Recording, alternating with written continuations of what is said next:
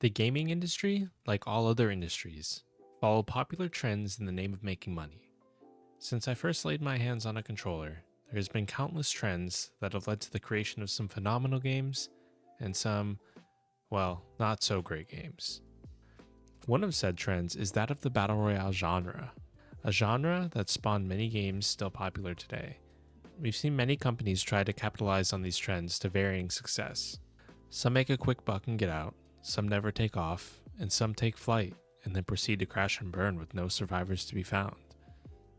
They become a lesson in what not to do for the rest of the industry. One such case of this is none other than the Culling. The Culling was a battle royale game developed by Xaviant and released in early access in March of 2016.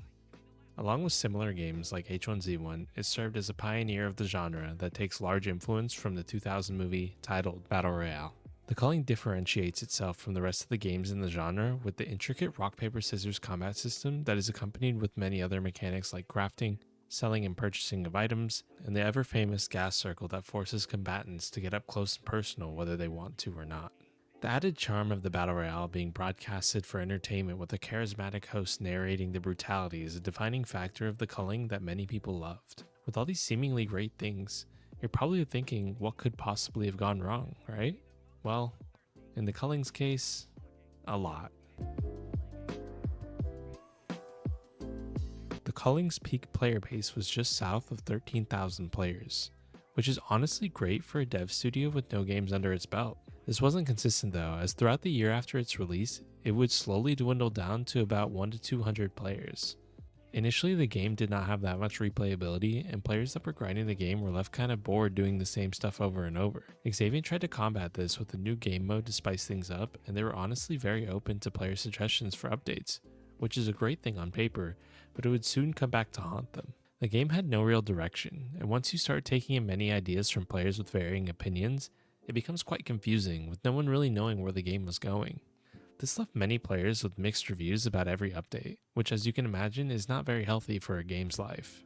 Xaviant then decided to release the game to Xbox as well, which again sounds great on paper, but when you're a smaller dev studio, you don't really want to split up your resources. Updates became less frequent, which is likely due to the split manpower and the fact that releasing frequent updates on the console is not as easy as it would be on PC. The player base remained split, as many were hungry for more frequent updates while others were wanting the game to stop changing so frequently. It seemed Xaviant grew tired of this, as they decided shortly after to have a full release while still being in an early access state. This was aimed to alleviate the pressure to have frequent updates, as they can now say that players get what they're paying for, and not for the promise of what's to come. This essentially became the nail in the coffin for the Culling, as the player base dropped to single digits. They then officially announced they would cease production of future updates for the Culling and keep servers open for the few players still enjoying the game for the foreseeable future, which I guess was 2 months. Granted, I'm not sure what I'm going to be doing tomorrow, nevertheless 2 months ahead of time, but they could have at least let players know instead of completely blindsiding them with a surprise server shutoff. Regardless of this though, the Culling was officially dead. At least until July 10th, 2018.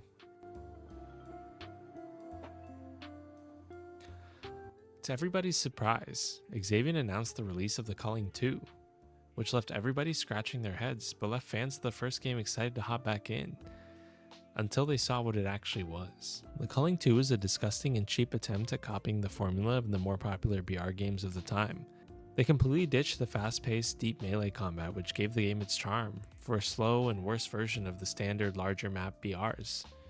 If they didn't have the same character models, you wouldn't be able to tell that this was a Culling sequel. Culling 2 had a meteoric rise of 200 active players day 1, to a cataclysmic fall of 1 player in less than 40 hours. The last of the remaining survivors being none other than Moist Critical. Full issues were refunded shortly after, and we would not see a game fail at launch quite like this until our good friends at Sony with the launch of the beloved game Concord. But that's a video for another day.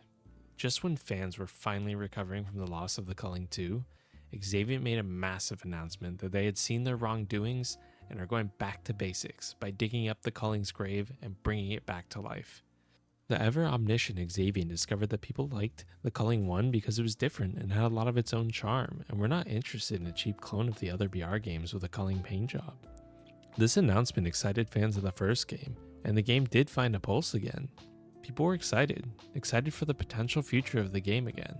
With promises to revert a lot of the changes players weren't happy with, maybe, just maybe, Xavier will do it right this time. Nope. After removing the game from Steam and Xbox, less than a year later, Xavier re-released the Culling as the Culling Origins, completely free to play. This sounds amazing, until you realize it's actually just free to install. The Culling Origins had the genius idea to make players pay per play. Players originally got one free game a day, but after that they would have to purchase tokens to play more games with real money. After considerable backlash, they upped the daily free games to 10.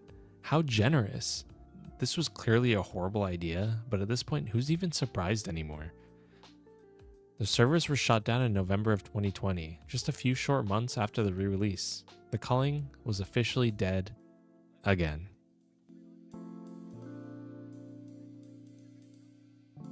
Xavier had a gem in their hands with the Culling.